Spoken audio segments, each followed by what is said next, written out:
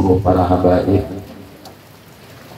la khusus bidikrihim akhina Al-Habib Zakaria Bashir, Habib Sulaiman Al-Idrus, Habib Musa Segaf, dan seluruh habaib yang lain yang tidak disebutkan satu persatu, namun insya Allah tidak mengurangkan rasa ta'azim kepada mereka semua.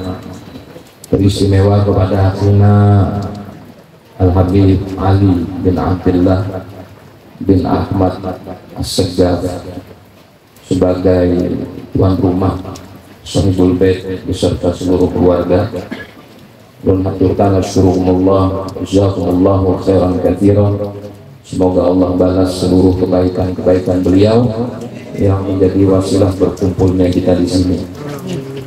Para hadirin hadirat rahimakumullah, sebenarnya ulun di sini niat hadir ya, kamu sudah berjanji pada ada ceramah, pada ada tausiah dan pada ada apa-apa. Ini kayaknya ada permainan politik di sini.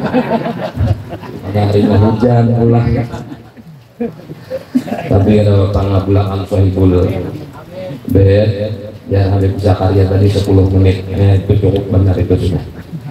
Nah, jadi mudah-mudahan apa yang disebutkan Habib Zakaria tadi, hujan ini alamatul qabul. Amin. Karena dulu salah seorang daripada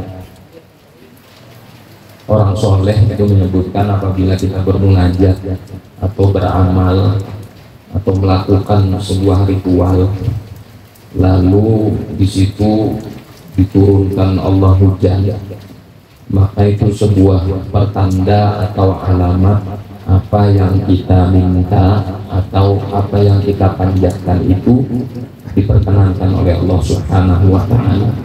Insyaallah dengan besar harapan malam hari ini seluruh apa yang kita sudah lakukan dari pembacaan maulid, tahlil dan sebagainya dihadiahkan kepada Sahibul Haul, disampaikan oleh Allah, hajat kita diperkenankan oleh Allah, dan seluruh apa niat-niat baik kita dimudahkan oleh Allah Subhanahu wa Ta'ala. Amin ya rabbal alamin.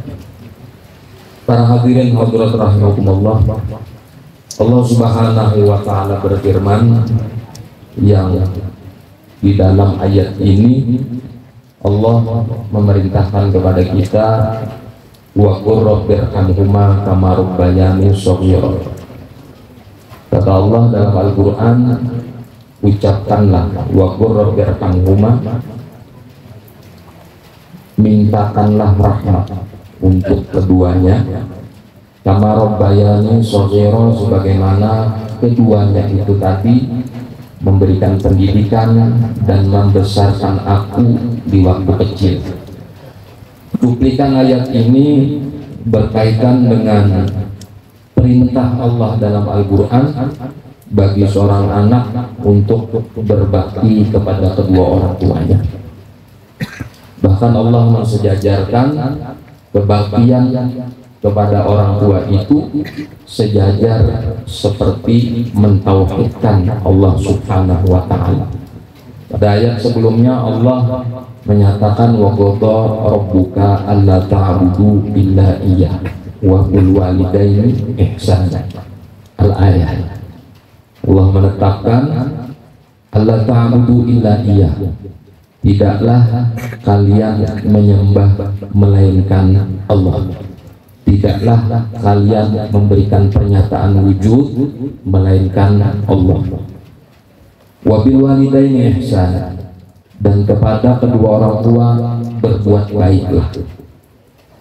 Maka di antara min jumlatil ihsan bil walidain, termasuk daripada bentuk perbuatan baik kepada kedua orang tua, diteruskan pada ayat selanjutnya wa qur rabbirhamhuma kama rabbayani shaghira, mendoakan agar Allah merahmati keduanya, entah mereka itu masih hidup atau sesudah wafatnya.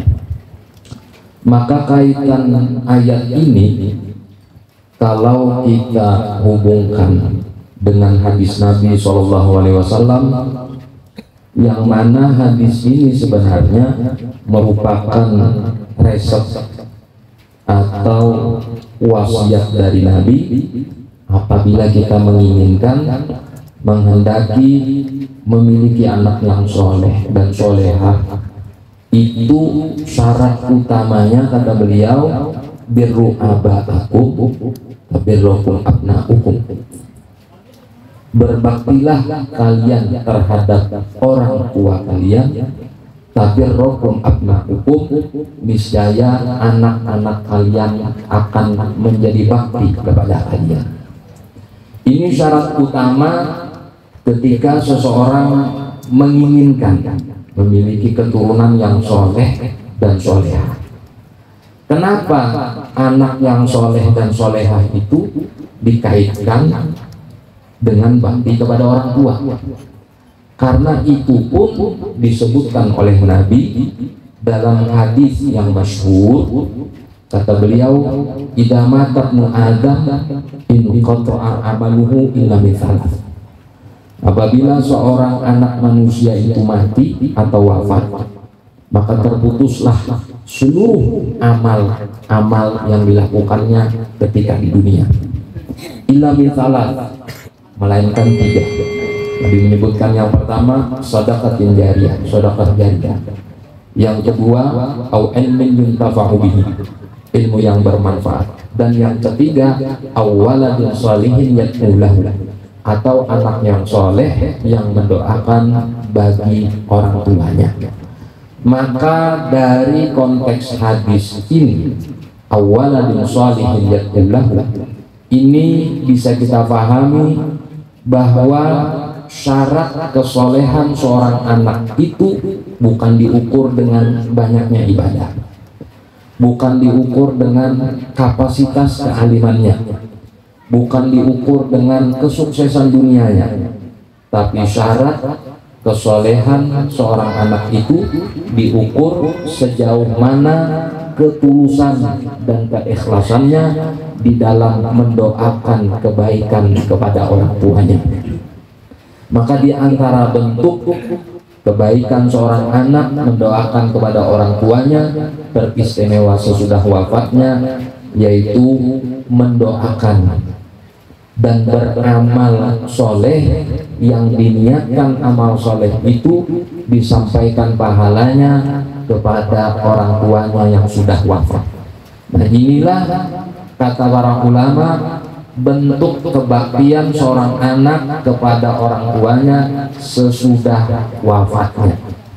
Dan kita malam hari ini menghadiri haul dari orang tua akhina As-Sayyid Ali bin Abdullah bin Ahmad As-Segaf, bahwa orang tua beliau yang dihauli malam hari ini.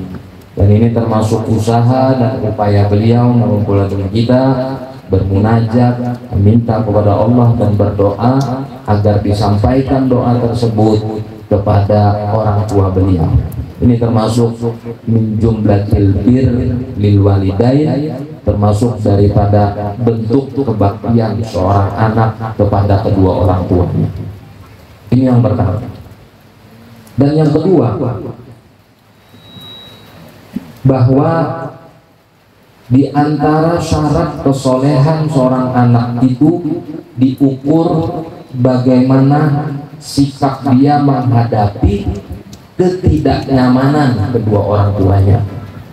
Oleh karena itu Allah mengatakan dalam Al-Quran, imma yablughanna indakal kibar ahaduhuma aw kilahuma fala taqul lahuma uff wa la tanharhuma wa qul lahuma qawlan karima wakhfid lahuma janaha dhulli minar rahmah. Al-ayat. Apabila sampai kepada engkau umur orang tua engkau keduanya atau salah satunya itu tua, fala taqul lahuma uff, janganlah kalian mengucapkan cih atau kalimat yang tidak nyaman kepada keduanya. Wala tanharhuma, kemudian ditegaskan lagi oleh Allah, diperjelas lagi oleh Allah, wala tanharhuma, jangan membentak keduanya.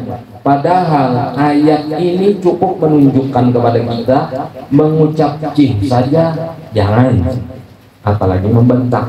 Tapi Allah menegaskan kembali wala tanharhuma. Ini disebutkan bahwa apabila ada kalimat penegasan selanjutnya daripada kalimat yang sebelumnya itu sebenarnya sudah menunjukkan kejelasan, ini maknanya adalah takkid, penguat bahwa jangan mengucap cih dan jangan membentak, penguat. Sehingga kalau cih saja jangan diucapkan, apakah lagi membentak. Wa qul lahuma qaulan karima, ucapkan kepada keduanya itu perkataan yang sopan dan perkataan yang bagus. Nah, dari ayat ini kita mengambil syarat bahwa syarat anak yang soleh itu tidak membentak kepada orang tuanya. Karena apa? Karena di masa-masa tua, di umur-umur senja, orang tua itu kebanyakan membuat kesal anaknya. Itu kebanyakan. Bila orang tua itu sudah masa-masa senja, itu akan kembali kepada fase-fase kekanakan. Makanya disebutkan dalam Al-Quran, "Tsumma radadna hu asfala safilin illal ladzina amanu wa 'amilus sholihat falahum ajrun ghairu mamnun." Fase manusia itu apabila lewat dari umur 40 di umur 50 seterusnya, itu fase-fase seorang tua berperilaku seperti kekanakan. Maka Allah menegaskan apabila sampai pada fase itu, fala taqul lahum uff, jangan pernah mengucapkan cih, wala tanharhuma, apakah lagi membentak keduanya. Kenapa? Karena ucapan cih itu sangat membekas kepada orang tua yang sudah berumur di waktu-waktu senja. Bahkan Allah memberikan solusi harus seperti apa sikap kita. Wa qul lahuma qaulan karima, ucapkanlah ucapan yang sopan, sebagaimana ketika kita berhadapan dengan seorang anak kecil di bawah umur, kita tidak akan mungkin membentak mereka dan kita tidak akan mungkin tidak berkata-kata sopan. Itu kita bilang kawan-kawan makan kemana pian, hendak kemana pian, jangan ke situ, kena ini, kena itu dan sebagainya. Ucapan itu lembut dan sopan. Maka Allah memerintahkan kepada kita apabila orang tua sudah di masa-masa senja, kalimat-kalimat itu lebih ditekankan. Tapi bukan berarti bila kuitan kita masih kita boleh kasar, tetap lembut, tapi lebih ditekankan lagi di masa senja. Alasannya karena di masa senja itu banyak orang tua yang bersikap seperti kekanak-kekanakan yang membuat jengkel anaknya. Ya, kadang-kadang kita mendengar kuitan diantar di panti jompo, ditinggal, ditelantarkan. Bahkan kita ada sanggup, banyak kita melihat anak-anak itu pada sanggup merawat kuitannya. Kada sanggup merawat kuitan itu sudah menunjukkan bahwa orang itu pada berbakti dengan kuitan. Apalagi sholat ditelantarkan. Dan Rasulullah SAW menyebutkan kunci sukses seorang anak itu bukan taat kepada Allah, tapi kunci sukses seorang anak itu bakti dulu kepada orang tua, barulah dia berbakti kepada Allah. Karena Rasulullah SAW menyebutkan ridhollah fi ridhol walidain wa sukhtullah fi sukhtihi. Ridho Allah itu diletakkan pada ridho kepada orang tua, Sementara murkanya Allah itu terletak pada murkanya orang tua. Kemudian ditegaskan lagi dari hadis qudsi. Rasul Shallallahu Alaihi Wasallam bersabda, yahki an rabbihi, menghikayatkan daripada Tuhannya. Allah Subhanahu wa taala berfirman, man asbaha murdiyan liwalidayhi, siapa orang yang berpagi-pagi membuat kedua orang tuanya ridho, wa musqitan li wa ana anhu radin, sementara ia membuat aku murka, maka aku tetap ridho kepadanya. Sebaliknya, wa man asbaha musqitan liwalidayhi wa murdiyan li wa ana anhu sakhit, siapa orang yang membuat murka kedua orang tuanya kemudian membuat Allah ridho, pada waktu yang bersamaan ia membuat Allah ridho, wa ana anhu sakhit, aku kata Allah tetap murka. Nah, dari hadis qudsi ini menunjukkan kunci sukses seorang anak sebelum ketaatan kepada Allah adalah ketaatan kepada kedua orang tuanya. Jadi tidak ada orang yang sukses, yang hebat dan berhasil di dunia ini, lebih-lebih nanti di akhirat, tanpa melewati kesuksesan dalam berbakti kepada kedua orang tuanya. Ditambah lagi hikayat, manaqib, cerita orang-orang soleh terdahulu, para aulia sekalipun, seluruhnya tidak ada mereka yang tidak berbakti kepada kedua orang tuanya. Seluruhnya mereka dikenal orang yang sangat berbakti, sangat jujur, sangat taat kepada kedua orang tuanya. Bahkan salah satu orang soleh disebutkan Al-Imam Ali Zainal Abidin Ibn Imam Asyahid di Karbala Husain bin Ali bin Abi Thalib radhiyallahu anhum ajma'in, itu disebutkan jarang, bahkan hampir tidak pernah makan bersama dengan orang tuanya.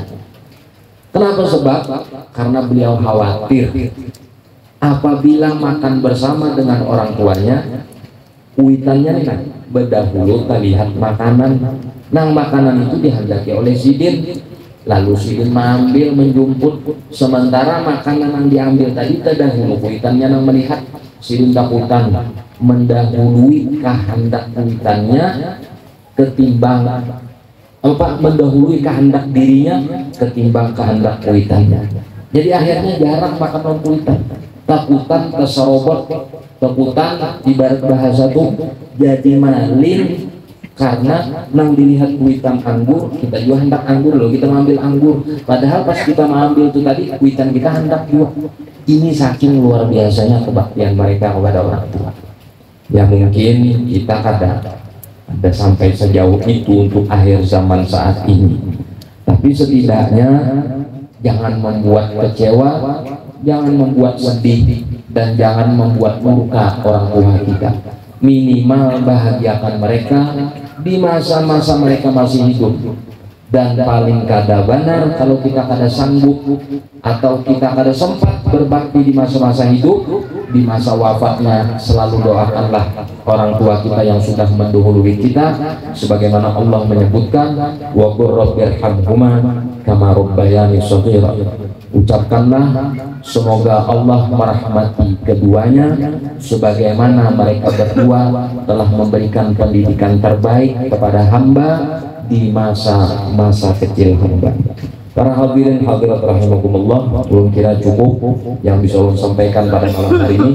Semoga bisa diambil intisari dan hikmahnya, dan tidak keluar kita dari majelis ini melainkan kita insya Allah dengan besar harapan dan keyakinan yang tinggi kita mendapatkan keberkahan, kita mendapatkan manfaat, dan kita mendapatkan apa yang kita hajatkan dikabulkan oleh Allah Subhanahu wa taala. Amin ya rabbal alamin. Demikian, mohon maaf atas segala kekurangan. Terima kasih banyak atas segala perhatian, dan Allah wa iyyakum ajmain. Assalamualaikum warahmatullahi wabarakatuh.